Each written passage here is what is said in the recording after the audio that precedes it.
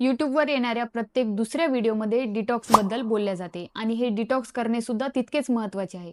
कारण सध्याच्या धावपळीच्या आयुष्यात आपल्याला तक्रारीही तेवढेच जास्त वाढलेले दिसून येतात. अनियमित आहार-विहार, चुकीची दिनचर्या यामुळे, लाईफस्टाईल चेंजेस झाल्यामुळे, पोल्युशनमुळे खूप जास्त तक्रारी वाढलेल्या आहेत. आणि त्यामुळे जर तुम्ही डेली डिटॉक्स केलं, तर त्याचा तुम्हाला खूप जास्त फायदा होतो. जे आपले डेली प्रॉब्लेम्स असतात, जसं की इंडायजेशन, पचन, थोडी-थोडी अंगदुखी, हे डेली डिटॉक्स केल्यामुळे कमी होत असते. त्यासाठी वेगवेगळे रेडीमेड ड्रिंक्ससुद्धा बाजारात उपलब्ध आहेत. पण रोजच्या रोज डिटॉक्स करण्यासाठी आपण घरचे पदार्थ वापरून आपलं शरीराचं डिटॉक्स, शरीरात होणारे छोटे-छोटे सिम्प्टम्स हे कसे कमी करू शकतो, हे आपण आज या व्हिडिओमध्ये पाहणार आहोत. आयुर्वेदामध्ये सांगितलेल्या त्रिफळा हे उत्तम डिटॉक्स करणारे आहेत, पण त्याचे सुद्धा काही लिमिटेशन्स आहेत. पण आज आपण ज्या टीबद्दल बोलणार आहोत, हे सगळेजण घेऊ शकतात.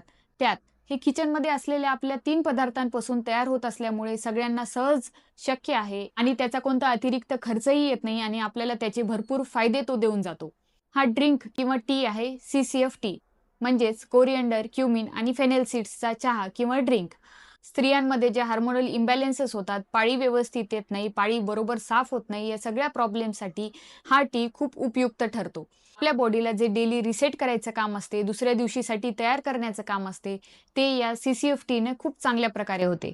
हा CCF टी कसा तयार करावा? तर त्यासाठी 1 भाग जिरे, 1 भाग धने आणि 1 भाग बडीशेप हे सगळे कुटून घ्यायचं आहे.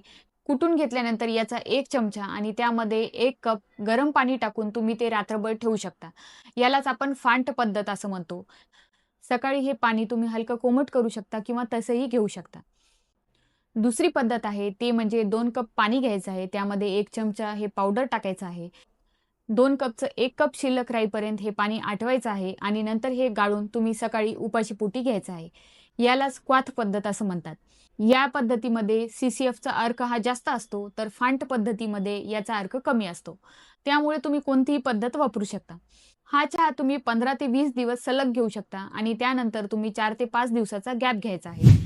सकाळी उपाशीपोटी हे घेतल्यानंतर 1 तास दुसरं काहीही खायचं नाहीये. यामध्ये सगळ्यात पहिले आहे जिरे म्हणजेच क्युमिन. जिरे हे वात आणि कफ बॅलन्स करणारे आहे, पचनशक्ती वाढवणारे आहे, अग्नी वाढवणारे आहे. त्याचबरोबर जिथे-जिथे शरीरात वेदना आहेत किंवा सूज आहे, हे सगळं कमी करण्याचं काम हे जिरे करतात. जिरे हे गर्भाशय शुद्धीकर सुद्धा आहेत. त्यामुळे स्त्रियांमध्ये असणारा हार्मोनल इम्बॅलन्स हा बरोबर करतो.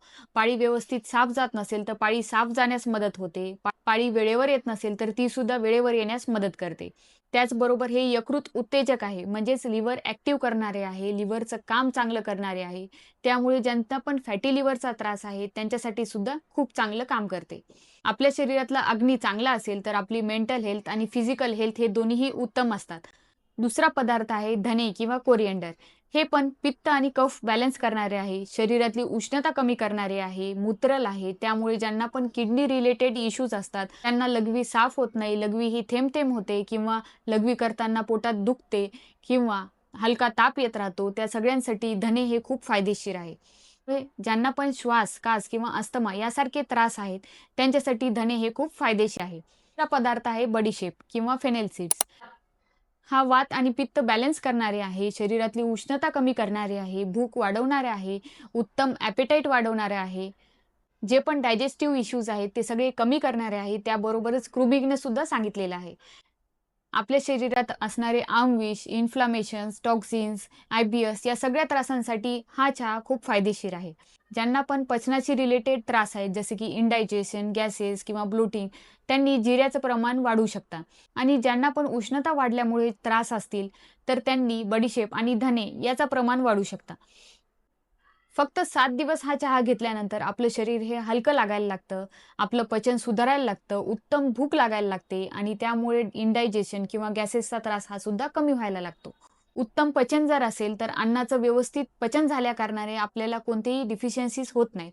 त्याउलट जर पचन व्यवस्थित नसेल, पण आपला आहार चांगला असेल, तरीही डिफिशियन्सीज होतात. कारण त्या आहार घटकांचं व्यवस्थित पचन होत नाही, त्याचं आमविष तयार होतं आणि डिफिशियन्सीज सोबतच आपल्याला आमासारखे त्राससुद्धा वाढलेले दिसून येतात.